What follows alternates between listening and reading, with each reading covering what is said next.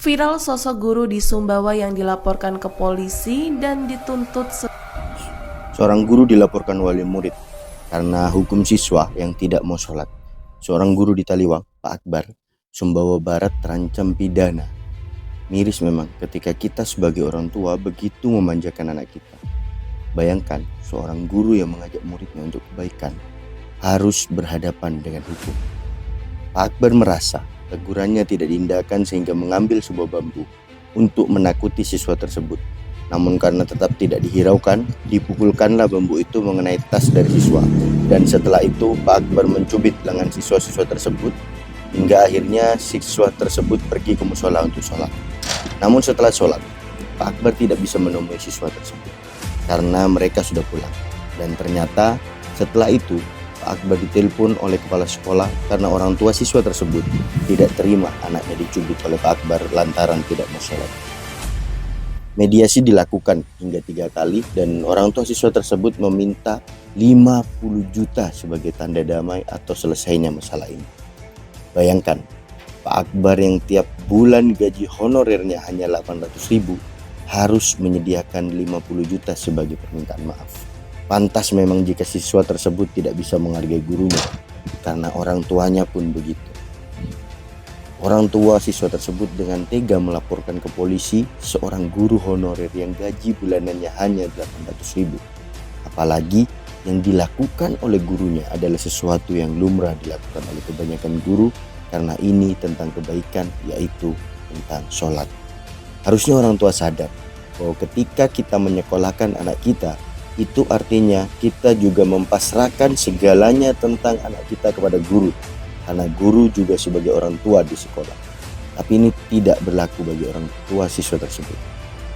Dan dalam hal ini harus pemerintah turun tangan serta PGRI juga memberikan perlindungan hukum kepada Pak Akbar. Karena peraturan pemerintah nomor 74 tahun 2008 melindungi guru dan melaksanakan tugasnya, maka mempidanakan guru karena disiplinkan murid itu bisa dijadikan sebuah pelanggaran. Dalam pasal 39 ayat 1 disebutkan bahwa guru memiliki kebebasan memberikan sanksi kepada peserta didiknya yang melanggar norma agama, norma kesusilaan, norma kesopanan, peraturan tertulis maupun tidak tertulis yang ditetapkan guru, peraturan tingkat satuan pendidikan, dan peraturan perundang-undangan dalam proses pembelajaran yang berada di bawah kewenangannya. Dalam ayat 3 disebutkan, sanksi tersebut dapat berupa teguran dan atau peringatan, baik lisan maupun tulisan, serta hukuman yang bersifat mendidik sesuai dengan kaidah pendidikan, kode etik guru, dan peraturan perundang-undangan. Kemudian merujuk ke isi pasal 40 disebutkan bahwa guru berhak mendapatkan perlindungan dalam melaksanakan tugas dalam bentuk rasa aman dan jaminan keselamatan dari pemerintah, pemerintah daerah, satuan pendidik, organisasi profesi guru, dan atau masyarakat sesuai dengan kewenangan masing-masing. Rasa aman dan jaminan keselamatan tersebut diperoleh guru melalui perlindungan hukum, profesi, dan keselamatan dan kesehatan kerja. Dipertegas lagi di pasal 41 bahwa guru berhak mendapatkan perlindungan hukum dari tindak kekerasan, ancaman, perlakuan diskriminatif, intimidasi, atau perlakuan tidak adil dari pihak peserta didik, orang tua peserta didik, masyarakat, birokrasi, dan atau pihak lain. Jadi jelas bahwa seharusnya Pak Akbar mendapatkan perlindungan hukum. Dan semoga pemerintah daerah Sumbawa Barat serta PGRI setempat secara penuh memberikan dukungan kepada Pak Akbar.